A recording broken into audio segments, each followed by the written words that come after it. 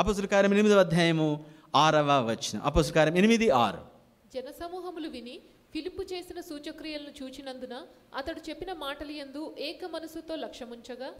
జనసమూహములు విని ఫిలిప్పు చేసిన సూచక క్రియలను చూచినందున అతడు చెప్పిన మాటల యందు ఏక మనసుతో లక్ష్యముంచగా ఎదురు లేక నమ్ముచున్నారు.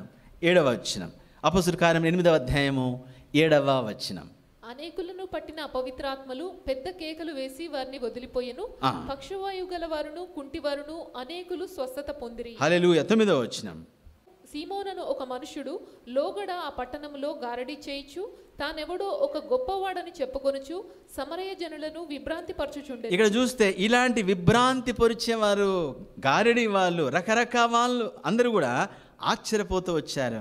సూచక క్రియలు, మహత్క్రియలు, తర్వాత అపవిత్రాత్మ చేత పట్టిన అనేకులు స్వస్థపరచబడడం, అలానే మంత్రశక్తుల యొక్క కంచు కోటలు బద్దలవడం చూచాం.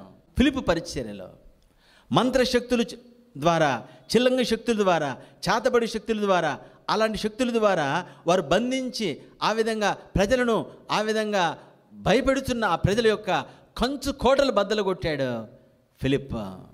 సోదరుడ, సహోదరి, ఎలా జరిగింది ఇదంతా? మహత్క్రియలు, అపవిత్రాత్మ చేత పెట్టబడిన వారు విడిపించబడడం, పక్షగలవారు, కుంటివారు అనేకులు స్వస్థత పొందిరి. దైవాత్మ లేదా పరిశుద్ధాత్మలో కార్యాలు జరుగుతాయి. ఒక సెర్మనీ వచ్చాము కానీ కార్యం, దేవుని బిడ్డ, పరిశుద్ధాత్మ ద్వారా మనం వెలుచున్నామంటే, ఆత్మదేవుడు మన జీవితంలో, మన పరిస్థితులలో, మన స్థితిగతులలో ఆయన పని చేస్తున్నాడంటే కార్యాలు జరుగుతాయి. హల్లెలూయా. కార్యాలు జరుగుతాయి. ఏదో చెప్పుకొని వెళ్ళిపోవడం కాదు, కార్యాలు జరుగుతాయి అంతే. కార్యాలు అనేది మనము ఆత్మతో కలిగి ఉన్న స్థితి, అంటే ఆ డిగ్రీ బట్టి, అంటే ఆత్మతో కలిగిన డిగ్రీ అంటే ఆత్మతో మనం కలిగి ఉన్న స్థాయిని బట్టి. ఆత్మతో కలిగి ఉండడం వేరు, స్థాయి వేరు. ఎగ్జాంపుల్, చదువు ఉందనుకోండి, మీరు చదువుకున్నారా అంటాను, ఏమంటారు? చదువుకున్నామంటాను. అంటే 7th ఫెయిల్ అయినోడు చదివినట్టే, PhD చేసినోడు చదివినట్టే. అంటే స్థాయి, స్థాయి ఎంత చదివావు. అలానే ఆత్మ కలిగి ఉండడం వేరు, ఆత్మ కలిగి ఉండడం వేరు. స్థాయి అంటే ఏ తీవ్రత, ఎంత డిగ్రీలో పనిచేస్తుంది, ఏ తీవ్రతలో పనిచేస్తుంది. బల్బు, 0 బల్బు ఉంది, 1000 వాట్ బల్బు, ఇది ఎంత ప్రకాశం ఇస్తుంది? 0 బల్బు మనం ఎతకాలి, ఎక్కడ ఉందంటే అక్కడ మూల పెట్టామని, ఆన్ చేసినా కూడా అక్కడో ఉంటుంది.